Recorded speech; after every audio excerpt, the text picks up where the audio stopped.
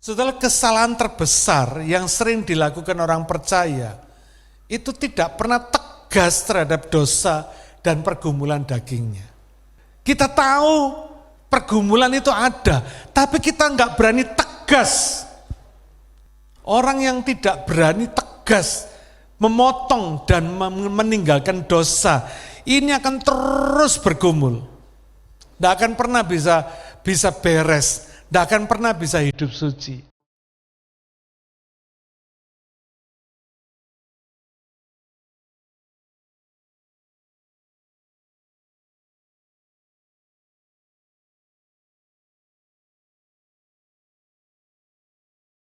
Good morning, selamat pagi saudara. Meskipun hari ini banyak jemaat kita yang sedang holiday dan sedang sakit, ya, tapi saya percaya tidak mengurangi hadirat Tuhan di tempat ini. Amin. Ya.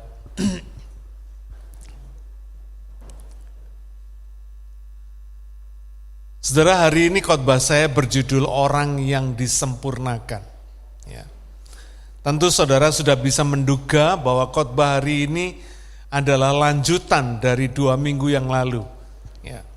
Dari khotbah 2 minggu yang lalu, yaitu imam besar yang menyempurnakan. Kalau 2 minggu yang lalu, fokus kita pada kesempurnaan imamat Tuhan Yesus, maka khotbah kita pada hari ini fokusnya pada orang-orang yang disempurnakan oleh Tuhan, yaitu saudara dan saya, kita semua, orang-orang percaya. Nah, tanggung jawab orang-orang yang sudah disempurnakan dan sedang disempurnakan Tuhan ini adalah bukti bahwa karya penebusan Kristus itu tidak pernah sia-sia. Ya. Nah, bagaimana seharusnya hidup orang yang sudah disempurnakan oleh Tuhan? Bagaimana hidup kita orang-orang percaya ini? Ya. Apa tanggung jawab kita sebagai orang-orang yang sudah disempurnakan dan sedang disempurnakan ini? Saudara, saya sadar gitu ya, khotbah saya 2 minggu yang lalu itu cukup berat ya, tidak mudah dipahami. Karena itu hari ini saya ingin fokus kepada 1-2 ayat supaya kita bisa melihat kebenaran yang indah ini. Tidak ada satu kesempatan untuk kita bisa melihat kristologi Tuhan, ya, kedudukan Tuhan, kedudukan Kristus yang luar biasa di dalam kehidupan kita. Itu kita tidak bisa ngelihat itu di buku-buku yang lain, tetapi di kitab Ibrani ini kita diceritakan dengan jelas sekali. Ya, bagaimana kedudukan Tuhan yang luar biasa ini. Hari ini saya mau fokus kepada beberapa ayat yang kita akan lihat, ya, supaya kita ngerti. Saudara, kenapa kita ini perlu mengerti kebenaran firman Tuhan ini dengan benar? Supaya kita ini bisa menghadapi setiap tantangan. Kita tahu bahwa iblis itu adalah oknum yang selalu membuat kita itu ragu. Ya. Karena itu perlu kita mengerti kebenaran supaya kita mantap betul. Ya. Mengerti Alkitab bukan cuma sekedar tahu, tapi betul-betul mengerti kebenaran itu dengan mantap. Mari kita baca Ibrani 10 ayat yang ke-11. Selanjutnya setiap imam melakukan tiap-tiap hari pelayanannya dan berulang-ulang mempersembahkan korban yang sama sekali tidak dapat menghapuskan dosa. Ini penting sekali, saudara. Kita akan fokus pada pola hidup yang dikehendaki Tuhan bagi setiap orang percaya. Ayat yang ke-12. Tetapi ia, Yesus Kristus, setelah mempersembahkan hanya 1 korban saja karena dosa, ia duduk untuk selama-lamanya di sebelah kanan Allah. Saudara, terjemahan bahasa Indonesia di ayat ini tidak menunjukkan dengan lebih clear ya. Karena itu saya mau kita baca dalam terjemahan bahasa Inggrisnya. But when this priest, which is Christ, had offered for all time one sacrifice for sins, he sat down at the right hand of God. Saudara perhatikan ini. Ini kalimat yang past perfect tense. Had offered, artinya ini sudah terjadi. Sudah terjadi dan tidak terjadi lagi. Bahasa Inggris itu lebih jelas, saudara ya. Persembahan korban yang diatur menurut hukum Taurat itu dikatakan tidak dapat menghapuskan dosa. Sama sekali tidak dapat menghapuskan dosa. Kita tahu hukum Taurat, persembahan-persembahan yang diatur menurut hukum Taurat itu bukan cuma tidak dapat menghapuskan dosa, tetapi tiap tahun karena itu diulang-ulang, tiap hari, tiap minggu, tiap bulan, tiap tahun, karena diulang-ulang itu justru mengingatkan orang akan dosa. Nangkep ya saudara? Ya. Jadi semua kegiatan agamawi kalau saudara perhatikan, itu sama sekali tidak bisa menghapuskan dosa. Tapi justru karena kegiatan agamawi itu, orang diingatkan akan dosa. Ya, nangkep ya, pegang ini dulu. Poin yang pertama ini dulu. Ya. Itu sebabnya saudara, Yesus itu mengorbankan tubuhnya di kayu salib, dikatakan had offered, past perfect, sudah terjadi sekali untuk selama-lamanya dan tidak akan pernah terjadi lagi. Had offered for all times. Artinya yang sudah terjadi satu kali ini di kayu salib ini dan tidak pernah terjadi lagi sampai kapanpun, itu untuk bisa menjadi korban, one sacrifice for sins for all time. Gitu saudara ya. Untuk selama-lamanya, sepanjang masa. Termasuk apa? Masa sebelum Yesus, masa pada waktu Yesus, dan masa sesudah Yesus. Amin. Luar biasa ya, mulai dari Adam sampai Yesus, di zaman Yesus, dan di zaman setelah Yesus. Ini dahsyat saudara. Tidak ada agama satupun di dunia yang mengajarkan kebenaran ini. Cuma Alkitab. Satu kali apa yang dilakukan oleh Yesus di kayu salib itu, had offered, past perfect. Dengan kata-kata had offered ini menunjukkan bahwa itu done, sudah selesai. Tidak akan pernah terjadi lagi. Kalau masih berlangsung artinya kata yang dipakai has over. Tapi dalam kata yang dipakai dalam ayat 11 ini, had offered. Telah dan tidak pernah terjadi lagi. Kalau kita ngerti prinsip grammar dalam bahasa Inggris, kata had offered ini artinya peristiwa yang sudah terjadi dan tidak akan terjadi lagi.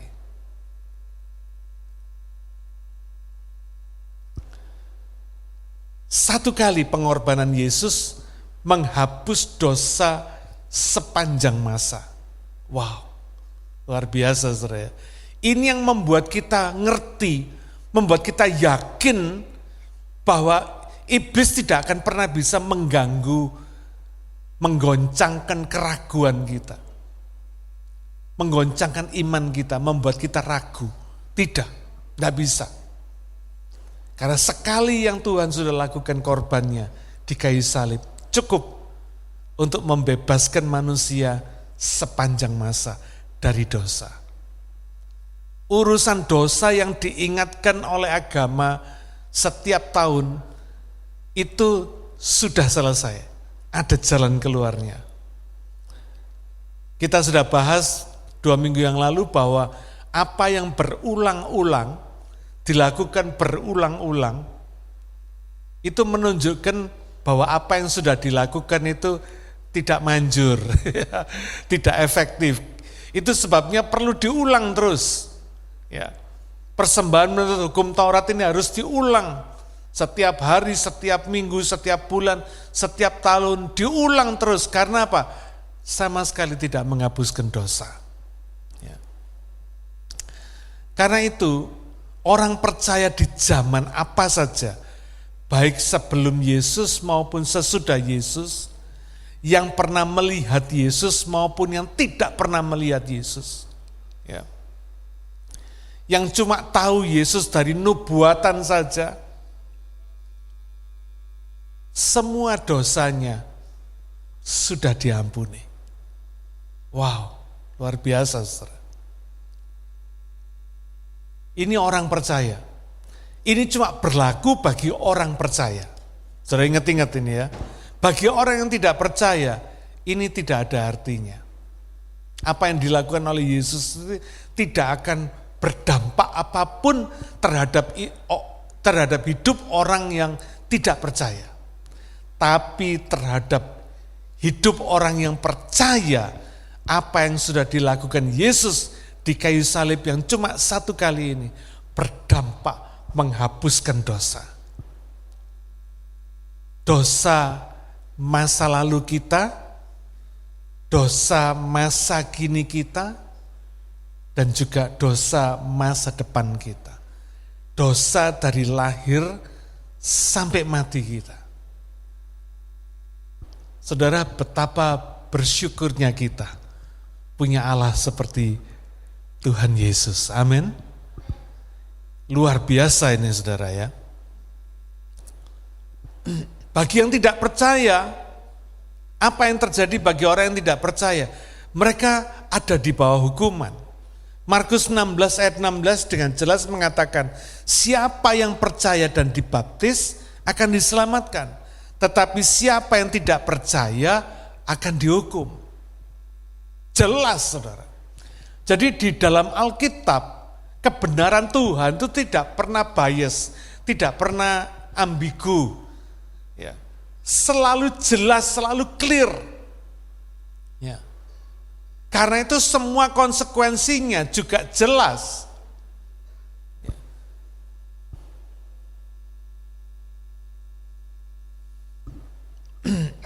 Ayat 12. Ya. Setelah pengorbanannya, Yesus duduk untuk selama-lamanya di sebelah kanan Allah. Saudara, ayat 12 ini dikatakan di situ, tetapi ia setelah mempersembahkan hanya satu korban saja karena dosa, ia duduk untuk selama-lamanya di sebelah kanan Allah. Ini dikutip dari Mazmur 110 ayat 1. Jelas istilah duduk untuk selama-lamanya di sebelah kanan Allah ini tidak bicara tentang tempat atau tentang posisi atau tentang lokasi, enggak. Ya. Saya ingin mengajak saudara supaya sudah ngerti hari ini. Apa maksudnya duduk di sebelah kanan Allah? Kita baca Matius 26 ayat yang ke-63 sampai ke-66. Tetapi Yesus tetap diam. Lalu kata imam besar itu kepadanya, demi Allah yang hidup, katakanlah kepada kami, apakah engkau Mesias, anak Allah atau tidak? Jawab Yesus, engkau telah mengatakannya. Akan tetapi aku berkata kepadamu, mulai sekarang kamu akan melihat Anak Manusia duduk di sebelah kanan yang Maha Kuasa dan datang di atas awan-awan di langit. Maka imam besar itu mengoyakkan pakaiannya dan berkata, ia menghujat Allah. Untuk apa kita perlu saksi lagi? Sekarang telah kamu dengar hujatnya. Bagaimana pendapat kamu? Mereka menjawab dan berkata, ia harus dihukum mati. Saudara, ini peristiwa terjadi ketika Yesus diadili pada malam sebelum dia disalib. Ya. Dia disalib, dia dibunuh, itu karena tuduhan. Yesus ini menghujat Allah. Karena apa? Karena dia mengiyakan bahwa dia Mesias, dia anak Allah. Jadi sebetulnya kalau saudara lihat, kematian Tuhan, hukuman Tuhan itu hukuman politik, saudara. Bukan hukuman yang menurut hukum Taurat dijalankan seperti mereka, tidak. Sebetulnya mereka itu menghukum Yesus karena mereka takut kekuasaan mereka, imam-imam besar ini, diambil alih oleh Yesus. Ya.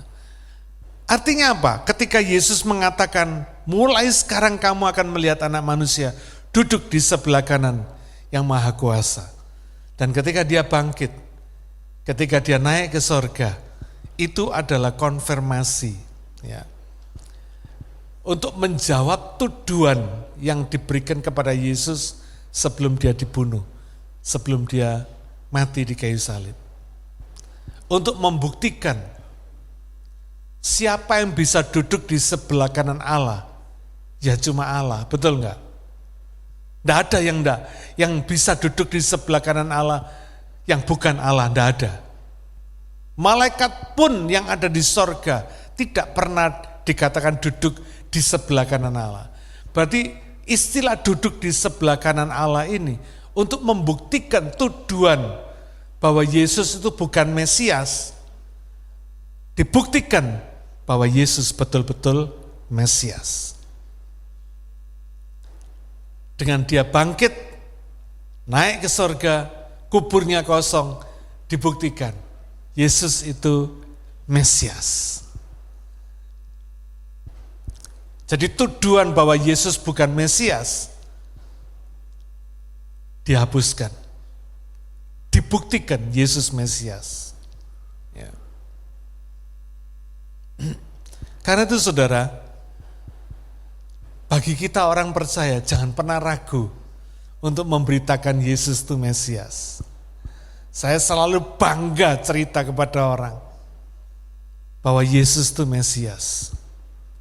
Yesus itu adalah juru selamat, Mesias juru selamat yang dibutuhkan oleh semua orang. Saya percaya di dunia ini semua orang butuh Mesias, butuh juru selamat. Nah, Yesus juru selamat. Ya.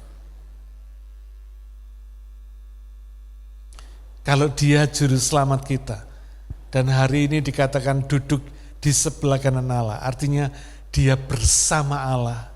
Saya percaya orang yang percaya kepadanya one day juga akan bersama-sama dengan dia di sorga bersama Bapa. Saudara dan saya akan bersama dia, bersama Bapa selama-lamanya. Ya. Yang kedua, kita baca Efesus 1 ayat yang ke-18 sampai yang ke-22. Dan supaya ia menjadikan mata hatimu terang, agar kamu mengerti pengharapan apakah yang terkandung dalam panggilannya. Panggilannya Tuhan maksudnya, panggilannya Yesus. Betapa kayanya kemuliaan bagian yang ditentukannya bagi orang-orang kudus. Dan betapa hebat kuasanya bagi kita yang percaya sesuai dengan kekuatan kuasanya. Yang dikerjakannya di dalam Kristus dengan membangkitkan dia dari antara orang mati dan mendudukkan dia di sebelah kanannya di sorga. Jauh lebih tinggi dari segala pemerintah dan penguasa dan kekuasaan dan kerajaan dan tiap-tiap nama yang dapat disebut. Bukan hanya di dunia ini saja, melainkan juga di dunia yang akan datang. Dan segala sesuatu telah diletakkannya di bawah kaki Kristus, dan dia telah diberikannya kepada jemaat sebagai kepala dari segala yang ada. Ibrani 10 ayat 13 menguatkan apa yang ditulis di dalam kitab Efesus ini. Dan sekarang ia hanya menantikan saatnya di mana musuh-musuhnya akan dijadikan tumpuan kakinya. Saudara, di sini apa yang menceritakan, apa yang menjelaskan tentang duduk di sebelah kanan Allah Bapa ini? Yaitu konfirmasi bahwa segala otoritas, segala kekuasaan di sorga maupun di bumi sudah diletakkan di bawah kaki Yesus selamanya. Wow.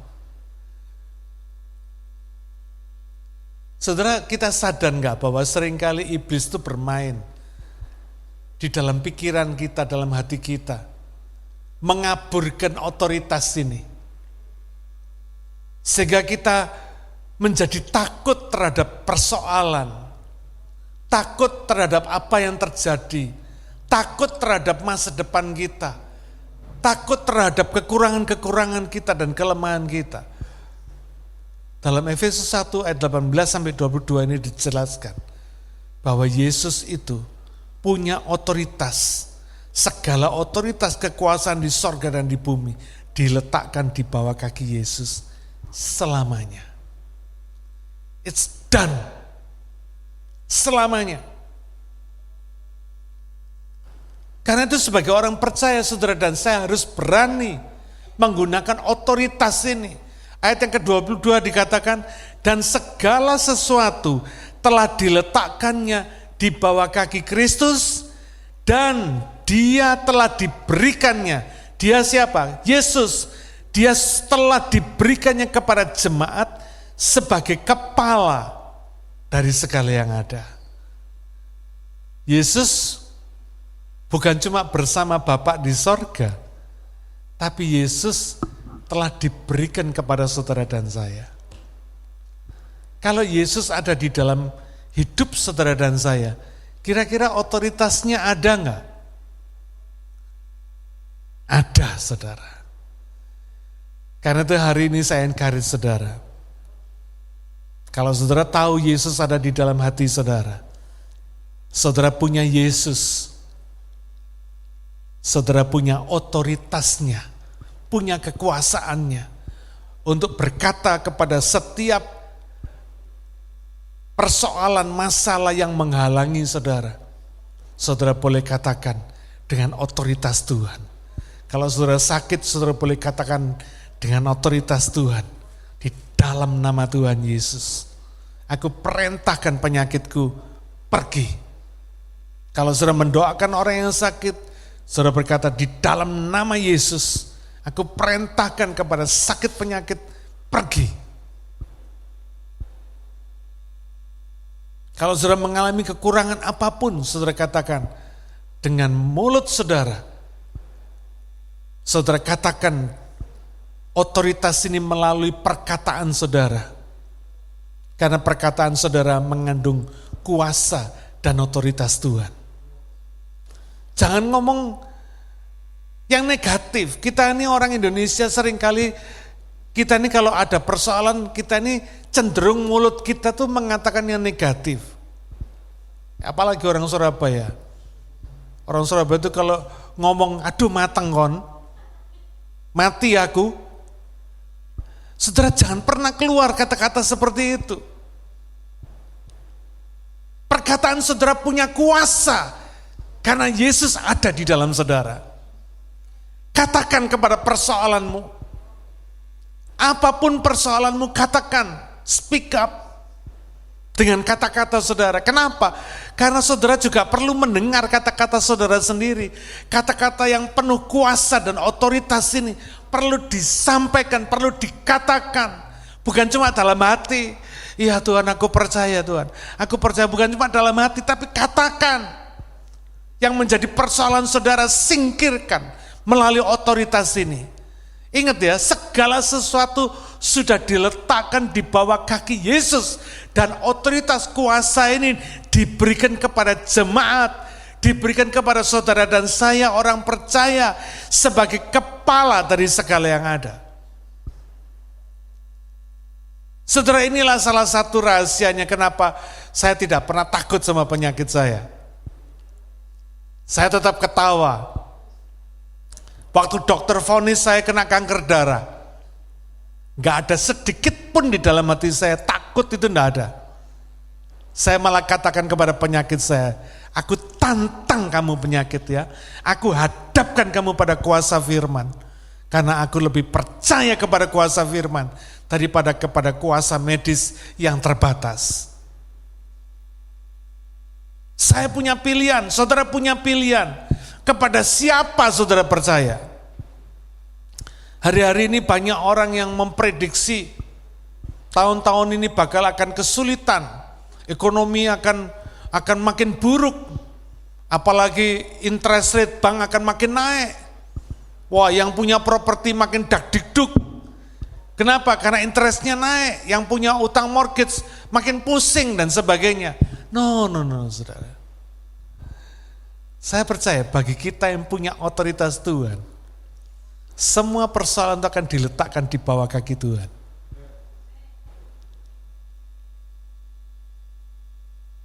Saya bisa melihat itu dari hal yang kecil-kecil dalam kehidupan saya, betapa Tuhan itu berkuasa.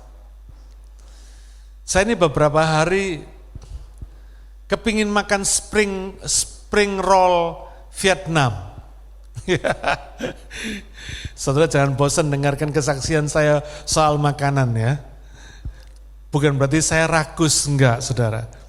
Tapi saya ini memang hobi makan. Ya.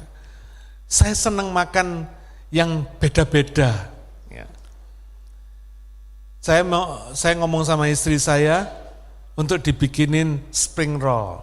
Dia sudah belanja, dia sudah siapkan semuanya. Karena biasanya saya sendiri yang masak gitu ya.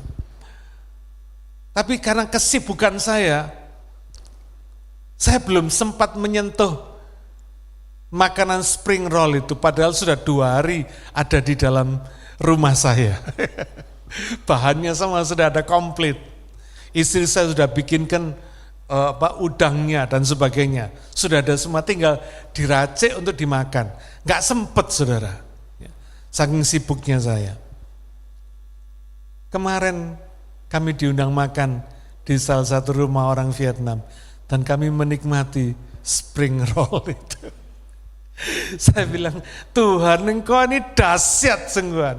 Luar biasa sungguhan. Ada banyak menu makanan Vietnam. Tapi kenapa spring roll yang keluar, saudara? Dahsyatnya luar biasa. Saya melihat Tuhan itu. Kalau urusan yang kecil-kecil, urusan spring roll, dipelihara Tuhan, dijaga, diperhatikan oleh Tuhan. Masa sih urusan mortgage kita enggak? Masa urusan PR kita enggak? Masa urusan masa depan kita, studi kita, teman hidup kita, pekerjaan kita, usaha kita enggak diperhatikan oleh Tuhan? Masalah apa yang hari ini bisa menakutkan hati kita? Tidak ada saudara. Amin. Tidak ada masalah yang bisa menakutkan kita sedikit pun.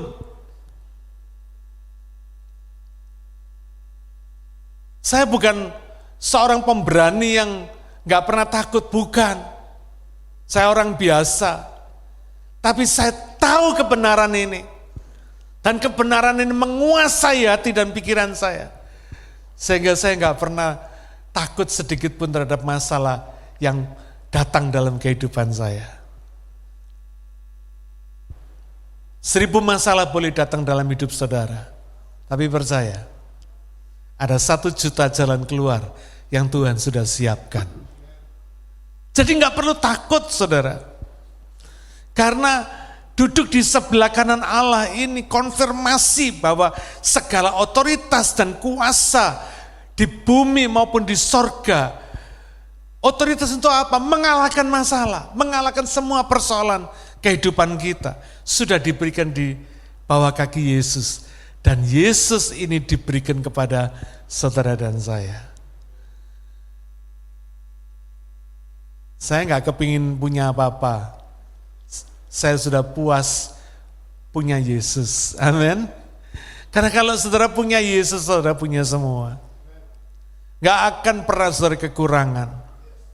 Orang boleh menyakiti hati saudara, orang boleh ngabisin duit saudara. Percaya, duit saudara tidak akan pernah habis.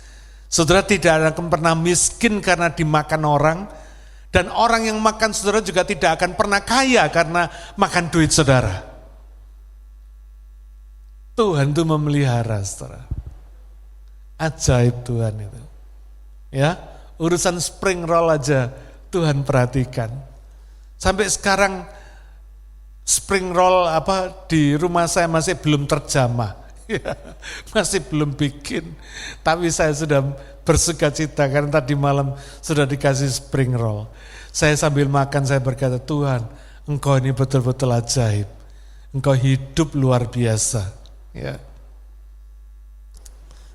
Yang ketiga saudara, duduk di sebelah kanan Allah ini adalah konfirmasi bahwa karya Kristus itu sudah selesai dengan sempurna.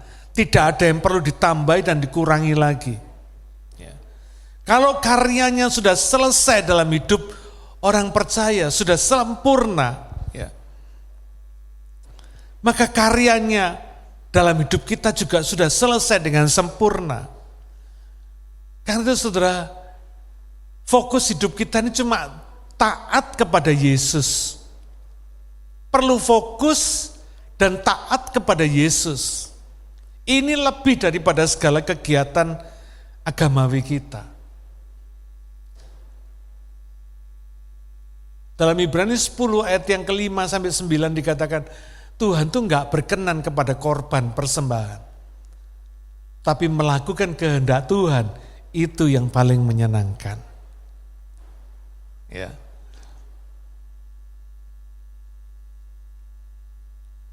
Matius 12 ayat yang ke-30. Dikatakan, siapa tidak bersama aku, ia melawan aku, dan siapa tidak mengumpulkan bersama aku, ia mencerai-beraikan. Saudara, ketaatan yang paling utama dalam hidup ini, ketaatan untuk melakukan kehendak Tuhan yang paling utama dalam hidup ini adalah mengumpulkan jiwa. Karena kita ini bisa hari ini diselamatkan ini, kita ini sudah pernah dikumpulkan oleh Tuhan lebih dulu. Karena itu tugas kita mengumpulkan jiwa. Karena kita sudah lebih dulu dikumpulkan oleh Tuhan. Ya. Jadi semua aktivitas dalam gereja ini, aktivitas pelayanan kita bertujuan menjangkau jiwa. Kalau saudara melayani keluarga saudara, maka pelayanan kepada keluarga itu bertujuan supaya keluarga kita percaya. Memang enggak gampang saudara. Siapa yang bilang melayani Tuhan itu gampang? Enggak. Melayani Tuhan itu anugerah. Tapi enggak gampang. Perlu sacrifice. Tapi percayalah, apa yang kita mesti sacrifice ini tidak sebesar apa yang sudah dilakukan oleh Tuhan di kayu salib. It's done.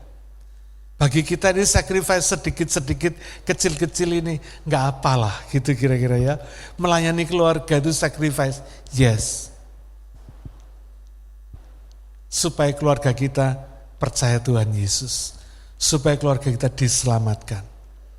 Kita diberi Tuhan pekerjaan. Supaya pekerjaan kita, melalui pekerjaan kita customer atau rekan kerja kita boleh diselamatkan. Jadi saudara jangan cuma sekedar bekerja, tapi saudara selalu lihat kesempatan, setiap kesempatan yang Tuhan buka dalam pekerjaan saudara, untuk saudara mengabarkan Injil kepada mereka. Ingat, tugas kita cuma mengabarkan Injil, bukan bikin mereka bertobat, enggak saudara. Orang bertobat itu urusan Tuhan, bukan urusan kita. Ya. Tugas saudara cuma mendoakan yang sakit.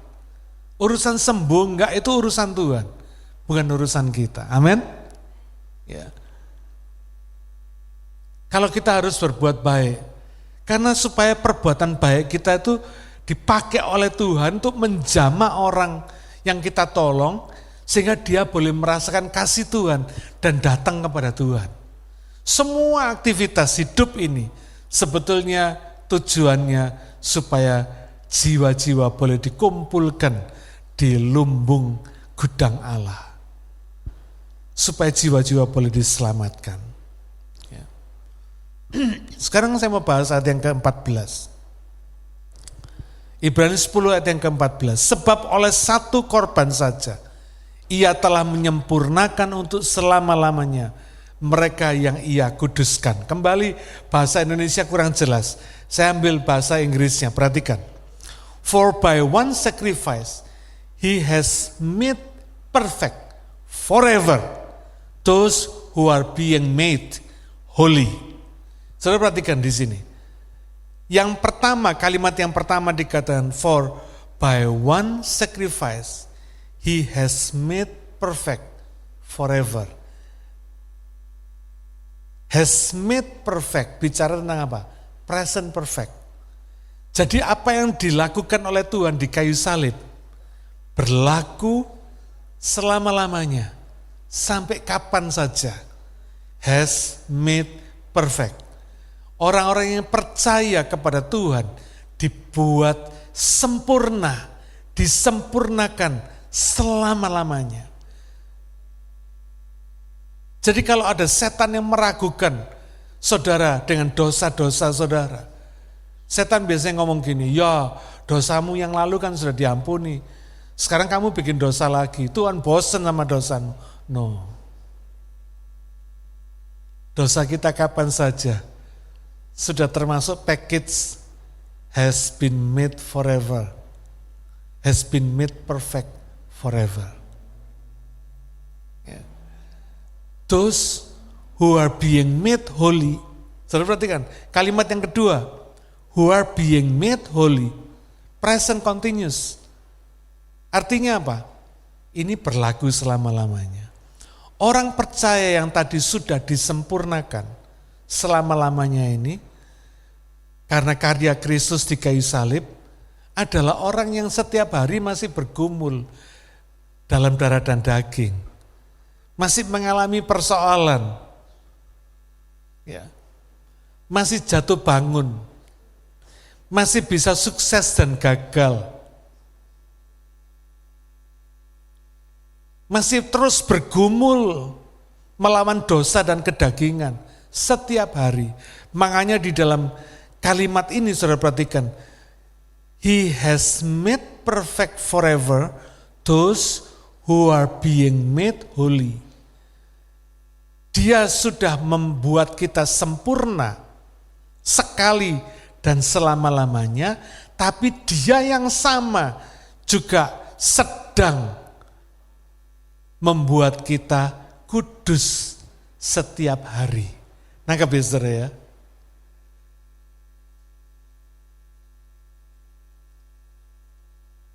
Inilah perang rohani kita. Bergumul melawan dosa dan kedagingan. Ini perang rohani kita. Tuhan tahu kita ini mengalami pergumulan itu. Makanya we are being made holy. Kita terus-menerus dikuduskan. Terus-menerus dijadikan kudus. Artinya apa? Jatuh nggak kudus, dijadikan kudus lagi. Gagal, disempurnakan lagi. Nggak berhasil, dibuat berhasil lagi. Karena itu jangan pernah menyerah dengan persoalan. Ya. Sebesar apapun persoalan saudara, jangan pernah menyerah. Never give up. Because we are being made holy. Being made perfect every day. Setiap hari. Saudara boleh merasa gagal, tapi jangan menyerah. Amin. Jangan menyerah. Ya. Inilah perang rohani kita setiap hari. Itu sebabnya orang yang sudah disempurnakan ini adalah orang yang setiap hari bergumul dengan melawan dosa dan melawan kedagingan. Nanti kita akan bahas di dalam poin yang kedua. Poin yang pertama ini adalah fokus dan taat kepada Yesus. Karena senternya Yesus yang sudah melakukan korban di kayu salib 2000 tahun yang lalu. Itu pusatnya. Pusat kemenangan, pusat karya Allah dalam hidup kita di sana, saudara. Kita tiap hari ini adalah orang-orang yang terus bergumul melawan dosa dan kedagingan kita. Orang Kristen yang tidak pernah bergumul melawan dosa dan kedagingannya lagi, ini orang Kristen yang tidur, saudara. Tapi orang Kristen yang bangun adalah orang Kristen yang setiap hari bergumul melawan dosa, bergumul melawan kedagingan, bergumul melawan kemalasan, bergumul melawan ketidakdisiplinan. Ya. Itu sebabnya kita perlu fokus dan taat kepada Yesus. Dalam pergumulan kita melawan dosa dan daging, kita nih kalau nggak lihat Yesus, nggak fokus sama Yesus, kita ini gampang menyerah, saudara. Karena kita merasa nggak sanggup Tuhan. Kita merasa nggak bisa Tuhan. Nggak ada tenaga. Kita ini gampang menyerah, saudara. Tapi kalau saudara fokus kepada Tuhan, saudara lihat salib Tuhan, karyanya di sana, is done. Untuk apa dia berkarya? Untuk saudara dan saya. Hari ini yang hidup percaya kepada Tuhan, let's join the winner. Karena dia sudah menang, saudara. Ya. Setiap kali kalau saya merasa capek, saya merasa gagal, saya merasa nggak bisa dan sebagainya, Roh Kudus selalu ingatkan, join the winner. Join the winner. Yesus pemenang. Saudara dan saya pasti menang. Whatever your problem is, you will win. You are the winner. Karena the winner yang di kayu salib ada di dalam hati dan pikiran kita. Ada di dalam kehidupan kita. You are the winner. I'm the winner. Katakan hari ini, I am the winner. I am the winner. Amin. Yang pertama, fokus dan taat kepada Yesus. Ini adalah tanggung jawab orang-orang yang sudah disempurnakan oleh Yesus tadi itu. Bukan fokus kepada persoalan. Bukan, fokus kepada Yesus. Jangan fokus kepada persoalan. Makin saudara fokus pada persoalan saudara makin besar. Tapi kalau saudara fokus kepada Tuhan Yesus, persoalan saudara kelihatan kecil. Apa sih persoalan yang besar? Nggak ada. Nggak ada.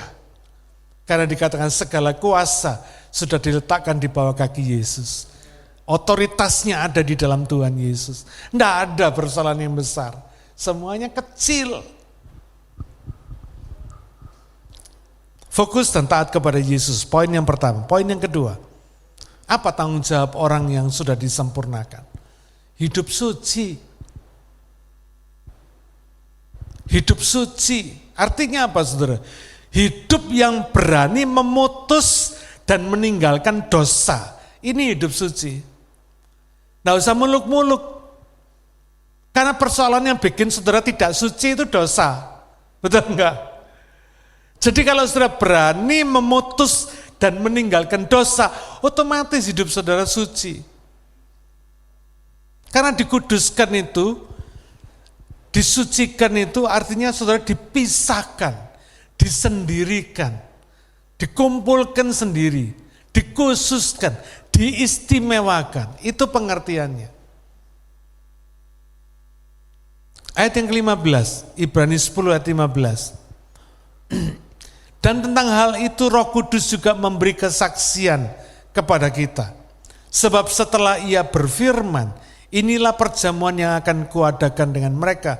Sesudah waktu itu ia berfirman pula, aku akan menaruh hukumku di dalam hati mereka dan menuliskannya dalam akal budi mereka.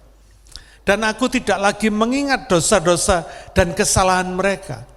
Jadi apabila untuk semuanya itu ada pengampunan, tidak perlu lagi dipersembahkan korban karena dosa. Setelah kesalahan terbesar yang sering dilakukan orang percaya, itu tidak pernah tegas terhadap dosa dan pergumulan dagingnya.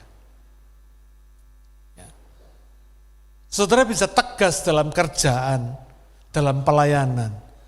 Tapi kadang orang percaya itu tidak pernah tegas dalam pergumulannya melawan dosa.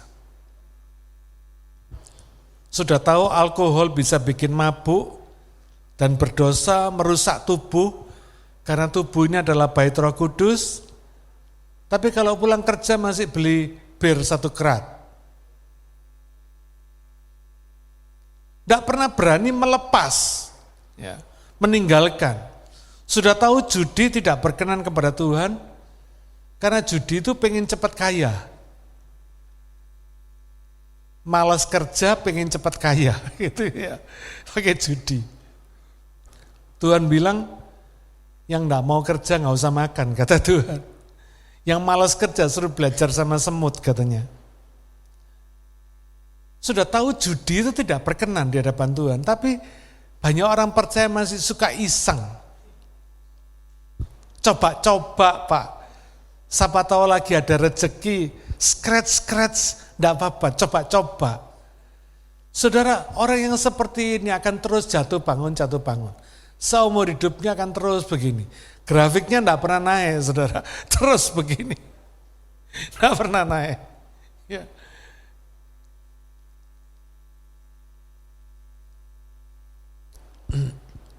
Sudah tahu kalau kebaktian itu seringkali banyak bikin males gitu ya. Tapi nggak mau pasang alarm, saudara. Jadi kalau bangun kesiangan dia bilang, oh rupanya Tuhan tidak mengendaki aku kebaktian hari ini. Ini bocengli ini, saudara. Ya. Kita tahu pergumulan itu ada, tapi kita nggak berani tegas.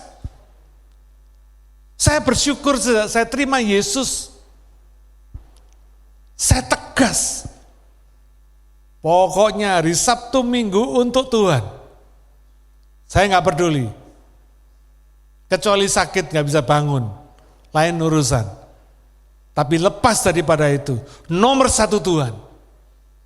Nggak ada yang bisa merampas prioritas ini dalam hidup saya.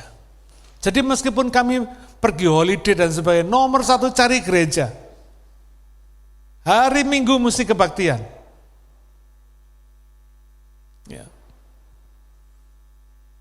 Orang yang tidak berani tegas memotong dan meninggalkan dosa, ini akan terus bergumul. Tidak akan pernah bisa beres, tidak akan pernah bisa hidup suci.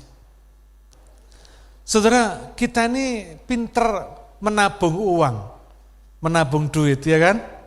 Dari $1, kita ini bisa menabung duit. Ya. Tapi kita ini lupa. Kita ini mestinya menabung hidup suci itu setiap hari, saudara. Orang yang tidak pernah hidup suci setiap hari, sampai kapanpun dia tidak akan pernah hidup suci. Ketika saudara tidak memutuskan aku mau hidup suci setiap hari, tidak akan pernah hidup suci. Padahal hidup suci itu syarat mutlak ketemu Tuhan, betul? Yang bisa ada di sorga sana, itu yang suci, saudara. Yang tidak suci tidak bisa, saudara. Nggak bisa. Dan hidup suci ini merupakan syarat supaya kita ini bisa terus hidup bersama Tuhan. Ya. Ayat 15 dan 16 ini menyatakan bahwa perjanjian baru yang Tuhan tetapkan lewat pengorbanan Yesus di kayu salib itu, klausalnya, isi hukumnya ditaruh Tuhan di dalam hati dan pikiran orang percaya.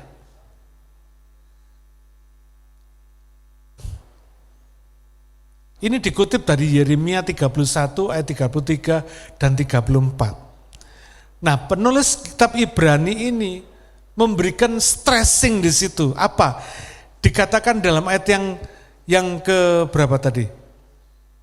Ayat yang ke-15 ini dikatakan bahwa yang menjadi penjaga atau saksi hukum Allah di dalam hati dan pikiran kita itu adalah Roh Kudus. Wow, luar biasa ya. Tuhan taruh hukumnya di hati dan pikiran kita, yang jadi saksinya Roh Kudus. Itu sebabnya Roh Kudus diberikan dalam hidup orang percaya. Supaya apa? Menjaga hukum Allah di dalam hati dan pikiran kita. Ia tinggal di dalam kita selamanya. Karena itu kalau kita nggak taat, kalau kita nggak mau ambil keputusan untuk memutus dan meninggalkan dosa yang menyakitkan hati Allah ini, otomatis pasti akan terus ada alarm dosa di dalam hati dan pikiran kita. Nggak akan pernah ada damai sejahtera, nggak ada sukacita. Karena Roh Kudus yang menjadi saksinya akan terus berbicara. Dia tidak akan pernah bungkam karena dosa itu menyakitkan hati Tuhan.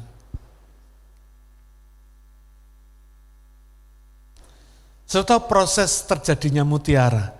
Kalau ada pasir atau batu masuk ke dalam kerang mutiara, dia akan membungkus pasir atau batu tadi itu dengan lendir air matanya, kira-kira gitu ya. Makin lama makin tebal karena pasir dan batu ini tidak mau keluar dari dalam cangkangnya. Dia akan terus balut dengan lendirnya. Akhirnya jadi mutiara yang indah.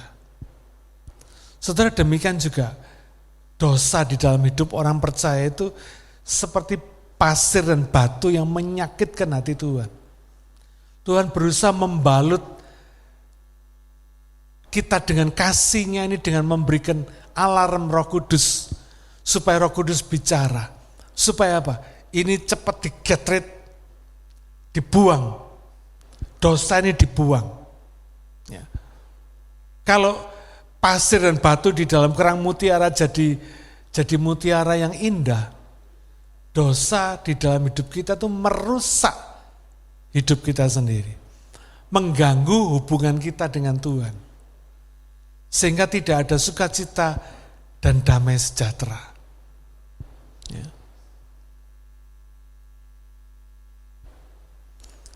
Saudara selalu ingat yang saya peringatkan kepada saudara bahwa hati dan pikiran kita itu tempat yang paling diperhatikan oleh Tuhan.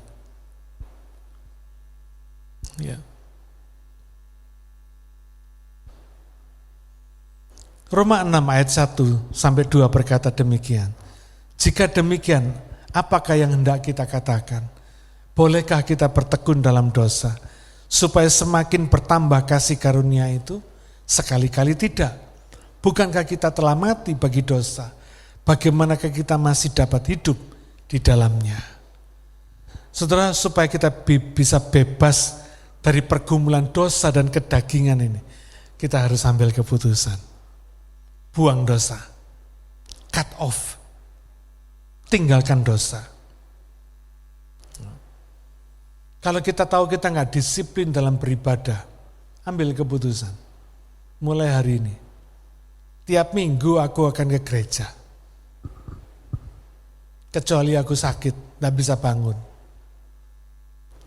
Selesai.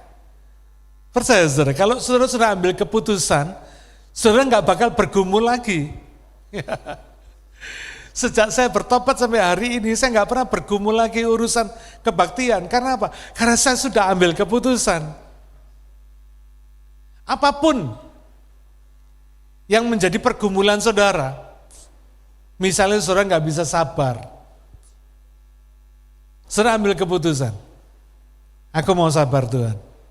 Selesai, percaya saudara, ketika saudara ambil keputusan, saudara tidak lagi bergumul.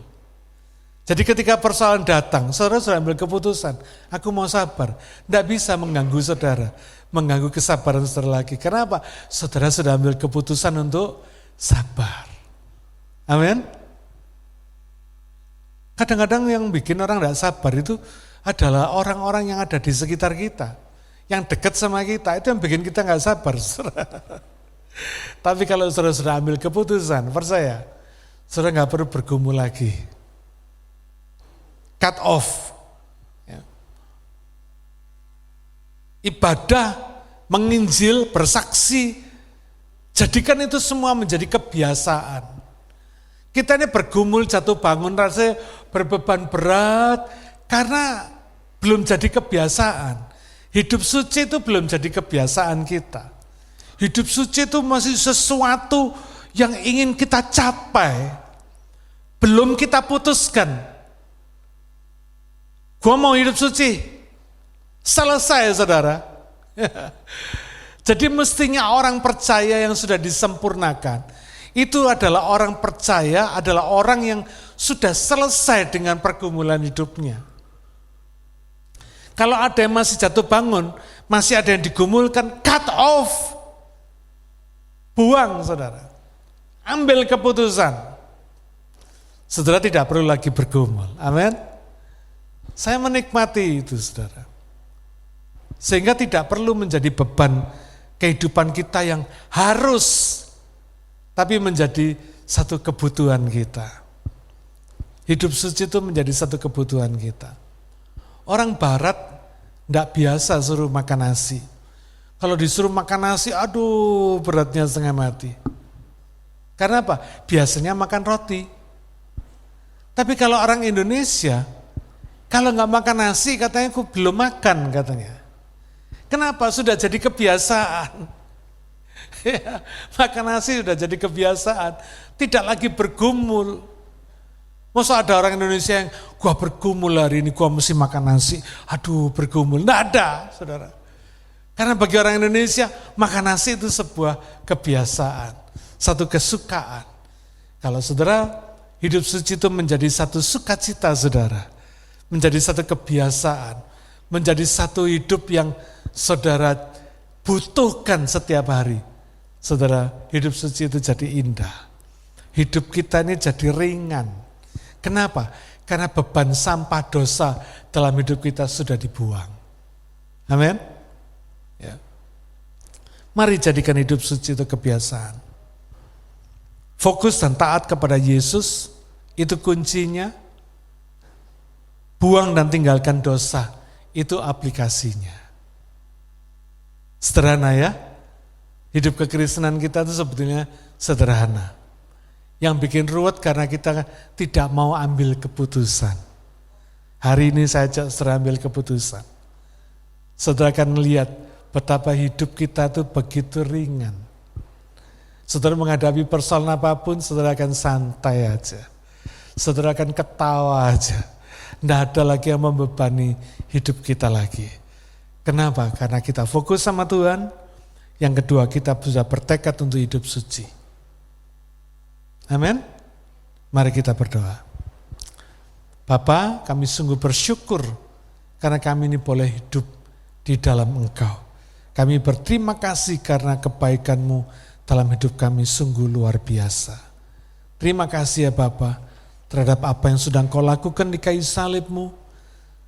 2000 tahun yang lalu sekali untuk selamanya membuat hidup kami sempurna. Kami tidak takut untuk gagal karena kami tahu setiap hari Engkau menyempurnakan. Engkau membuat kami kudus. Kalau kami jatuh dalam dosa, Engkau terus menguduskan kami. Tuhan, ingatkan terus akan segala yang tidak berkenan di hati-Mu. Dan biarlah kami boleh hidup memutus segala dosa dan pergumulan kedagingan kami, supaya kami berkenan di hadapan-Mu. Terima kasih Bapa, dalam nama Tuhan Yesus, meteraikan firman-Mu dalam hati dan pikiran kami, supaya boleh kami lakukan dalam hidup kami sehari-hari. Bapa, terima kasih. Dalam nama Yesus kami berdoa. Amin.